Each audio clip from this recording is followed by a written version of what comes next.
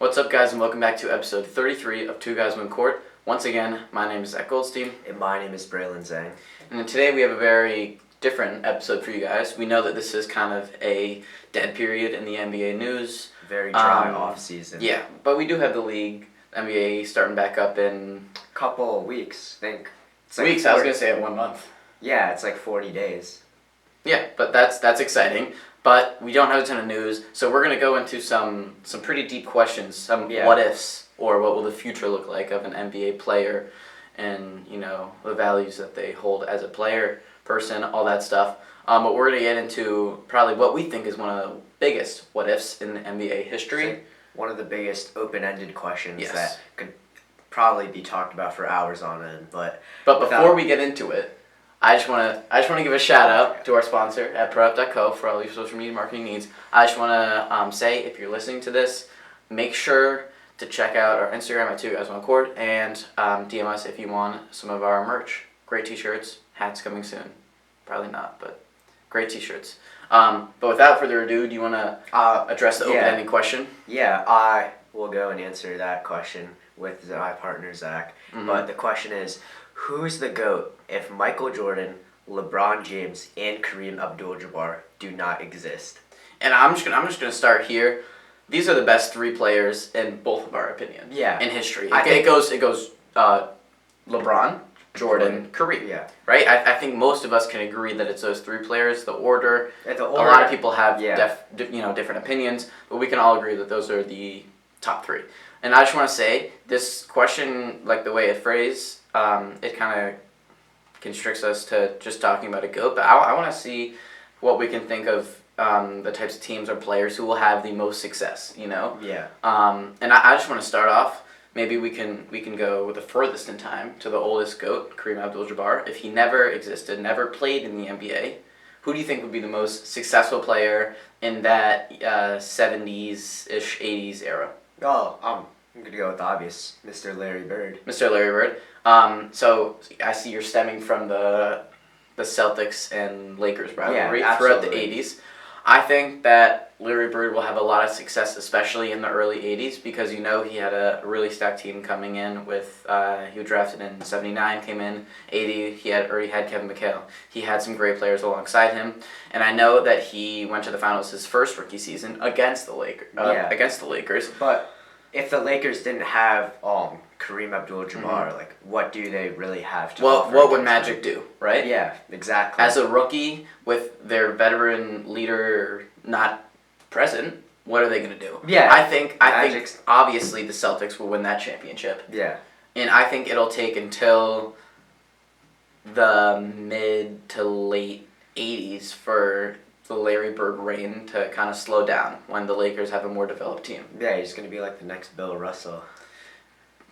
Maybe, but I just want to say I think Larry Bird would be an easy top 5 player, maybe top 4 player, if Kareem, Jordan, and Bron didn't exist. Yeah. Now, I just want to go earlier in the past to talk about Dr. J. Julius Erving. Mr. Julius Erving. With Moses Malone as well. With Moses Malone, I think those players will have a lot more success. Especially because, you know, in the early, maybe even prime years of Kareem, when he was with the Bucks and his early years with the Lakers, he kind of stopped Dr. J a lot. Yeah. And I think Dr. J would be a top, easily a top 10 player. Who knows where he'd fall in the rest, but I think that he would have a lot more championships than he ended up with. Yeah. Now, moving on to an era we have more knowledge on, we can move on to the Michael Jordan era, and we can talk about what would happen if he was not one of the greatest players of all time and just didn't exist. Well, I just want to start off with this, talking about, you know, the Michael Jordan's biggest constraint in the early parts of his career. You know that the Bulls, Pistons. I'm gonna go there, but we know that the Bulls are a terrible team. We know that they were when he was drafted in '84. Listen, the Bulls were never gonna be good, but the bad boy Pistons is really when Michael Jordan was stopped early in his career, which was from 89 to about 92, 93. Yeah, and don't forget, most of his best seasons, like the season where he won Depot, I think in 88, those were before he had won any championships. Definitely. That was like the prime time of Michael Jordan before any of like the 90s championships with Scottie Pippen and Dennis Rodman happened. But the Pistons, I think the Pistons would steamroll a lot through the late 80s and the early 90s, especially with their stacked team with people like Isaiah Thomas, Bill Laimbeer, and Dennis Rodman. Dennis Rodman. I always forget the other one. I don't really know who you're talking about, but I was just going to say that I think, correct me if I'm wrong, but the Pistons had 2 championships. Yeah. And that little stretch of the Bad Boy Pistons. And one of the reasons why the Bad Boy Pistons ended is because Dennis Rodman went to the Spurs and then directly after went to the Bulls. I think that this Pistons dynasty is looking at 4 or 5 championships. Yeah, I think they're looking at 6 or 7 championship appearances. Yeah, I mean, in 91, Michael Jordan did beat the Pistons, so that's automatically another championship to the Pistons there. Yes, yeah. And think about it, Shaq would be pretty good in the 90s. I think he would win a couple championships. Hakeem Olajuwon, I think it's Shaq a lot less and Hakeem Olajuwon a lot more. Yeah, I completely agree with that. Like, we know he won back-to-back in 94 and 95. That's when Jordan was retired, too. So. That's when Jordan was on the AAA team for the White Sox. I think Hakeem Olajuwon would probably either end that Bad Boy Pistons stage or, compete with them for the entirety of the mid to late 90s. Yeah, I think it was 93 with the Suns. Do you think Hakeem, or 92 with the Suns, 92 with the Suns, Hakeem would beat the Suns? Well, I think, I don't know, but I know that the Pistons, the Bad Boy defensive dominating Pistons would have beat that Suns team. Yeah, but all right, let's move farther back in now in 95 or 96. Yeah. They were facing the Jazz at this point. So do you think Hakeem Olajuwon could have beat the Jazz? I think that Jazz team. This is going to like the late 90s. When the Bulls faced the Jazz back to back 97, 98. With Karl Malone, John Stockton, that was a great team. I think. Hakeem Olajuwon would eventually fall because he didn't have as much backup as that Jazz team did. But I do think that he'd have more than 2 championships, right? I think maybe 3, maybe 4. But I think we know the Jazz have not had any championships. And I think that they're looking at a good 2 to 4. 2 to 4? 2 to 4, That's a lot. I would just give them 1. 1? Yeah. What other team in the late 90s would you give? Maybe 4 is a little generous. The Rockets, I just don't think they have enough backup, the Rockets. Like that was like a knocked up team, with the exception of the young or the healthy Hakeem Olajuwon. I mean, they had Chuck. I guess so. Yeah. But didn't they have Chuck doesn't have too much experience in the Clyde playoffs. Drexler? Yeah, but he was not the greatest, in my opinion. But I do think that the Rockets would control the decade of the 90s. Yeah, absolutely. But now I want to talk about something kind of like the opposite of that. But you know how the Bulls won like late or high 50s games with just like Scottie Pippen when Michael Jordan was retired? Do you think the Bulls would have any shot of actually making the finals again or even winning it? Just with Scottie Pippen and those guys that they had? Do they have Dennis Rodman? Yeah. Or is he staying with the Pistons? Because they won the championships. That's a great question. I mean, he did leave after winning 2 championships, so what's to stop him after the Pistons winning 3 or maybe 4? I think we throw Dennis Rodman. Let's throw him in the mix. So. I think the Bulls have the potential to go to a championship. We know that they had a rocky, like in the two seasons where Michael Jordan wasn't with the Bulls organization, we know that they had a rocky start, but they did find their stride. Yeah. Right? As a team, I think they're looking to go deep in the playoffs, a couple Eastern Conference Finals appearances, maybe a championship appearance. But they will never beat the Rockets or the Jazz. All right, so are we throwing at Hakeem maybe top 5, top 3 all time now? That's a good question. I think easily top 5. Yeah, because he'd be absolutely dominating the 90s. Yeah. At least 3 or 4 championships. At least 3 or 4 championships. Enough to be top. And then I would give the Jazz 2 championships. Yeah. And in the very, very late 90s. Yeah, and also Hakeem would also be taking some more MVPs as well because Jordan won 5 in that era, all in like the 90s and late 80s. But now I think it's time to move on to the most biggest contributor. He's the greatest GOAT of all time. Yeah, he's played for LeBron 4 James. teams. That's enough contribution to disrupt the entire timeline if he didn't exist. But the entire NBA timeline.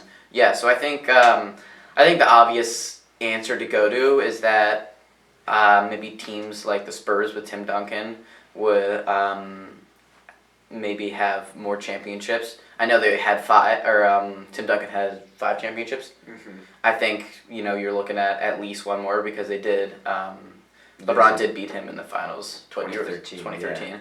Yeah. But who knows? I don't think they'd win more because Tim Duncan was getting pretty old by then. But they did have a really, really good young roster. And I think, they were going to go into the year 2015, 2016. But that brings me to my most common answer, if you were to ask someone about this, which would be, what would be with Steph Curry? Where would he be? I think you automatically have to give them another championship with 2016. Yeah. No other team in the East was as good as LeBron. And they should have won that championship. Yeah. There's no reason why they let that slip from their hands. Yeah, I think that was definitely a one-time thing. I think it's going to be the one time NBA history where that's ever going to happen. But let's see, Curry now has 5 championships. Now, do you think he could... 4, right? No, 5. 5? Yeah. He's 4 right now. He won, what, 22, 22, 15, 17, 18. That's 4. 4, yeah. Yeah, that's what Klay Thompson holds up every time someone tries to talk trash to him. It's 4. So he'll have 5 at least. Yeah. And then another question is that if LeBron didn't, inhibit the OKC team, that young great OKC team, would... And let's say that the OKC won a chip with that young roster of Serge Ibaka, Kevin Durant, Russ, and Harden. Would KD leave and go to the and also Warriors? I think Harden would still be gone because they wouldn't have offered him enough money. That's fair. Yeah, he's a bag chaser, and we all know that by now. But do you think that KD would have left? I don't. I think KD, especially at that age, he was really young. He was in his 20s still. I think that would have motivated him to stay with the Thunder and win more championships with them. And now KD and Russ, that duo was insane. They made the finals in 2012. Now, how would they have dominated the 2010s? Do you think that they would have won championships in the era or the years with the Miami Heat? Because Miami Heat wouldn't have been together. It would just been. I guess so. Yeah. Chris Bosh would still be on the Raptors. So how many championships do you expect that OKC team would win? That's a good question because you're facing them against the Spurs with Tim Duncan, Tony Parker, Manu Ginobili. I mean, we could talk about how great this young team was, but I don't see them winning more than one. More than one. I think more than one. Give them. I think. Because right after Tim Duncan, you're dealing with Curry and Draymond Green and Klay Thompson in their primes, right? That is true.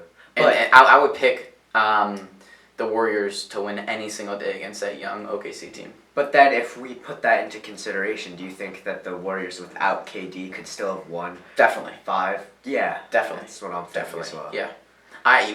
We see how Draymond's in the MMA right now, and we see how Klay Thompson's going 0-10, but I will never forget their primes. Klay Thompson 37 points in 1 quarter, Draymond Green putting up over 10 rebounds per game. I think his defense would be unstoppable, and I think this whole team would be unstoppable without even talking about Steph Curry. Yeah, that's a very fair point to argue. But then I was also moving on to something else. What about draft picks? Because if LeBron doesn't exist, Darko Milicic, I think he's not getting drafted one overall by Cleveland. I think definitely that's going to be more like a Carmelo Anthony to Cleveland. Yeah. Do you think Carmelo would have the same impact as LeBron if Carmelo was to replace Bron in his place? Well, Carmelo is, he wasn't as good of a player as LeBron. He was not nearly as good of a player. But and he doesn't have any play. He didn't, do anything with his career playoff-wise too much. Yeah. I think he has a lot of potential. Yeah, but with the Cavs. Wouldn't that just be a repeat? Wouldn't that just be a repeat of New York? He didn't accomplish anything with New York, and that was a team with an awful roster. Yeah, I don't see anything. He'll get that first pick. Yeah, right? Definitely. But he won't do anything with it. I don't think so.